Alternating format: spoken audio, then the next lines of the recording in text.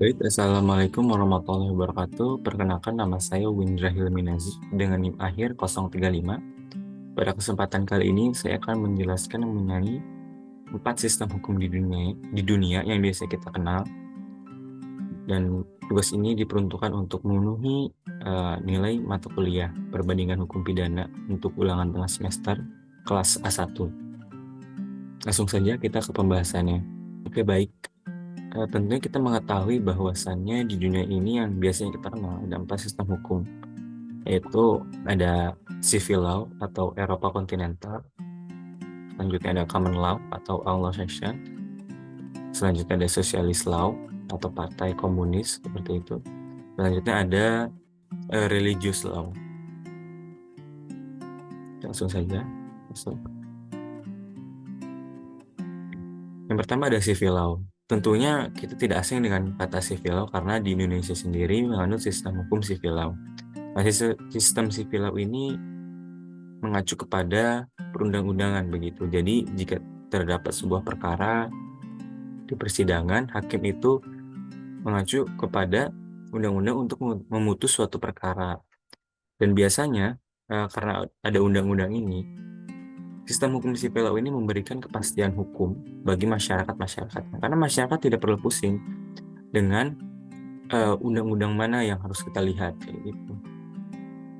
Nah, ada beberapa ciri sistem civil law. Yang pertama ada sistem kodifikasi. Tentunya kodifikasi ini Indonesia sering melakukan kodifikasi dengan merubah perundang-undangan, menambahkan undang-undang, dan memperbaruinya sesuai perkembangan zaman.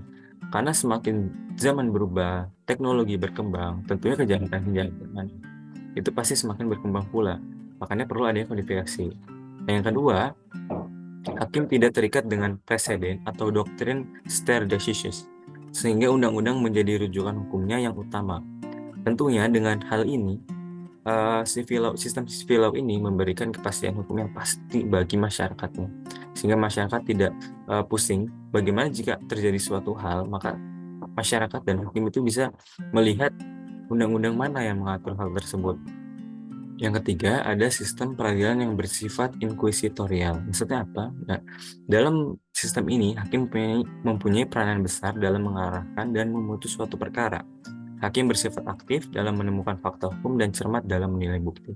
Tentunya dapat kita lihat bahwasannya hakim di civil law ini berperan penting untuk memutus perkara, menangani dan memberikan fakta-fakta hukum, dan menemukan hukum. Mengapa? Karena jika di civil law ini ada perundang-undangan yang tidak mengatur tentang kejahatannya, maka hakim ini berperan penting untuk menemukan fakta hukum. Tidak hanya dilepas begitu saja karena tidak ada hukum yang mengatur. Tidak bisa kita bilang ini putusan bebas atau putusan lepas, tapi hakim ini harus menemukan fakta tersebut dulu, sehingga memberikan kepastian hukum, keadilan bagi masyarakat.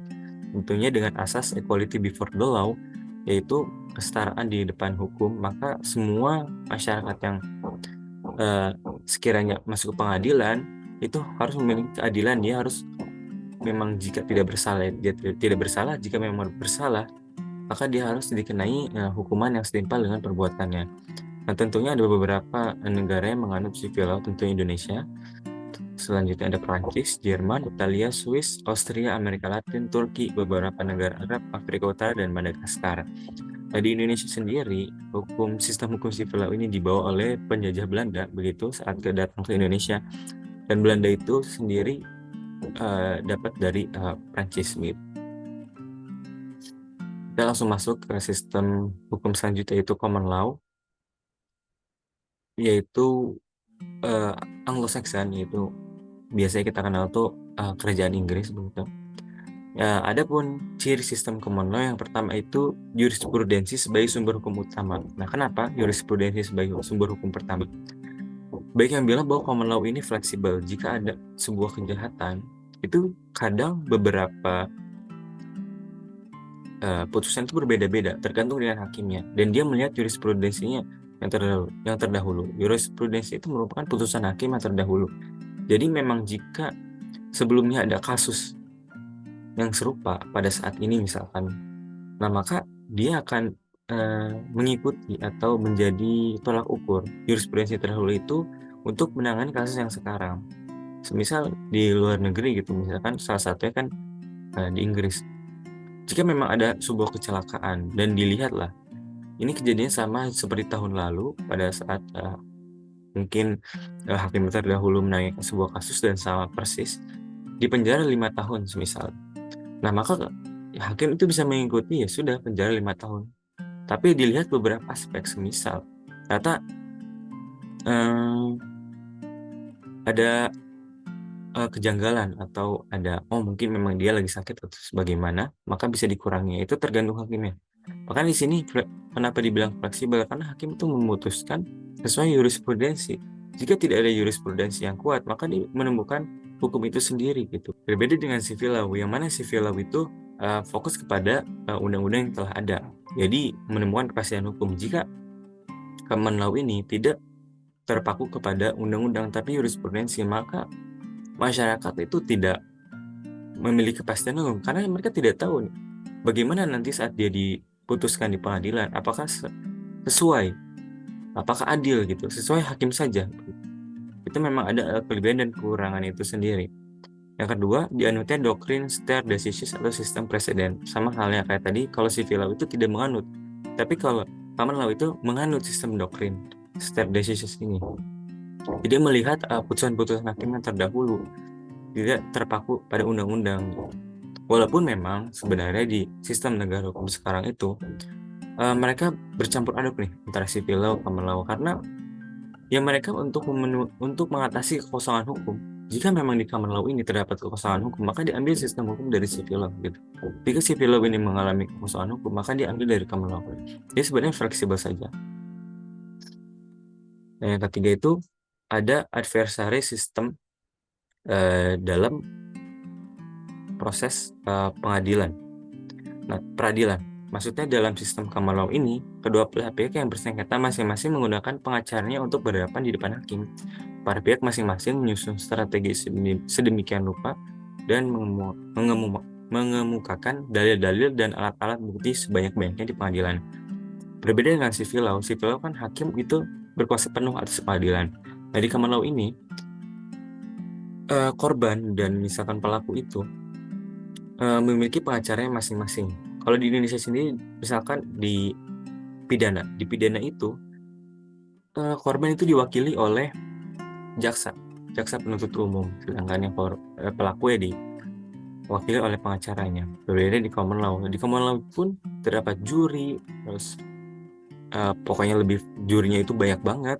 Itu bisa hampir beberapa puluh juri, dan nanti hakim itu akan memutus sesuai dari pendapat juri-juri tersebut. Misalkan tentang kejahatan pidana anak, nanti juri yang dipanggil itu ada tentang juri yang didatangkan itu bakal ada dari dokter anak atau psikolog anak dan segala macam. Semuanya bersangkut pautan dengan anak.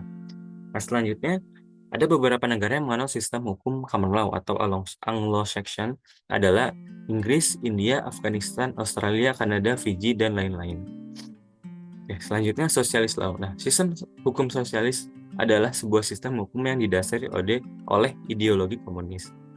Nah, sistem ini lebih berorientasi sosialis, yakni meletakkan fondasi pada ideologi negara komunis dengan semangat pada minimalisasi hak-hak pribadi. Selain itu, negara juga menjadi pengatur dan pendistribusi hak serta kewajiban warga negaranya, sehingga pada sistem hukum ini kepentingan pribadi melebur dalam kepentingan bersama.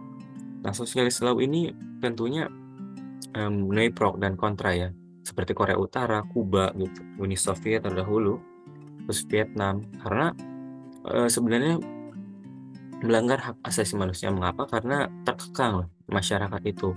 Walaupun ada beberapa negara seperti Cina yang mereka komunis tapi mereka memakmurkan rakyat. Nah, itu tergantung pemerintahannya itu sendiri, bagaimana cara dia mengelola masyarakatnya.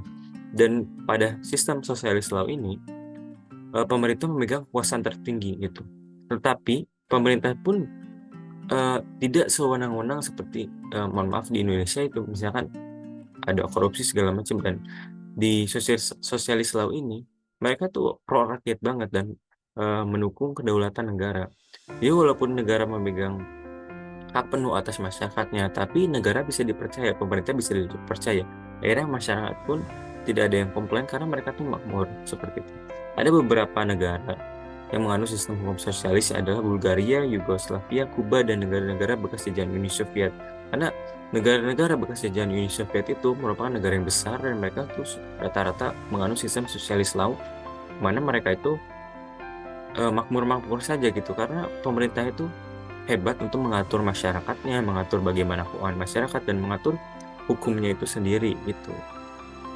Nah, selanjutnya ada religious law. Nah, salah satu ciri khas terkuat dari sistem hukum Islam yang membedakan dengan sistem lainnya adalah dasar hukum pelaksanaannya yang berdasarkan pada kitab suci agama Islam dan ajaran sunnah Nabi Muhammad berupa Al-Quran dan Al-Hadis. Nah, berdasarkan sunnah, hukum Islam adalah hukum yang statis dan tidak mungkin dilakukan amandemen seperti pada sistem Eropa, kontinental, dan Anglo-Saxon. Namun perubahan dalam hukum Islam bisa dilakukan dengan metode penafsiran berdasarkan pada keilmuan dalam tradisi hukum Islam seperti melalui fikih, usul fikih, ulumul hadis melalui metode ijtihad yang telah ditentukan ulama dan ahli fikih. Nah, tentunya di Indonesia sendiri itu ada Aceh. Aceh itu memiliki otonom daerah khusus yang dimana otonom daerah khusus ini memiliki keistimewaan gitu. Aceh itu memiliki keistimewaan yaitu mereka mempunyai dasar hukum sendiri atau peraturan daerah sendiri itu konun. Nah, konun ini berlandaskan dengan hukum Islam seperti itu. Ada misalkan pidana itu ada jinayat, ada kisos dan segala macam, ada cambuk dan segala macam. Nah, hal ini sebenarnya menuai pro dan kontra begitu karena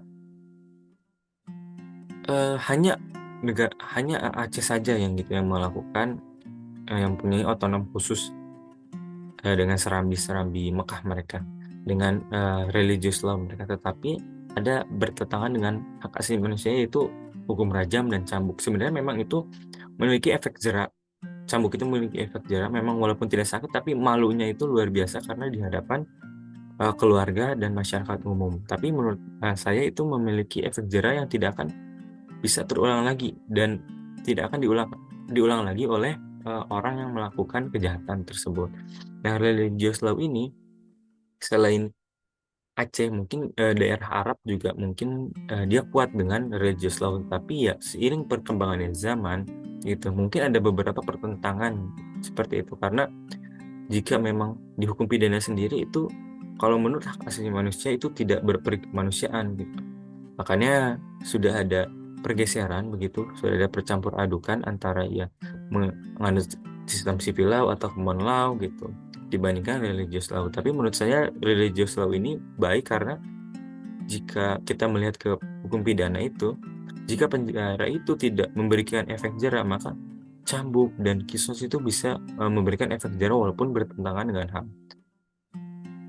Nah, mungkin itu saja yang bisa saya sampaikan tentang 4 sistem hukum yang ada di dunia.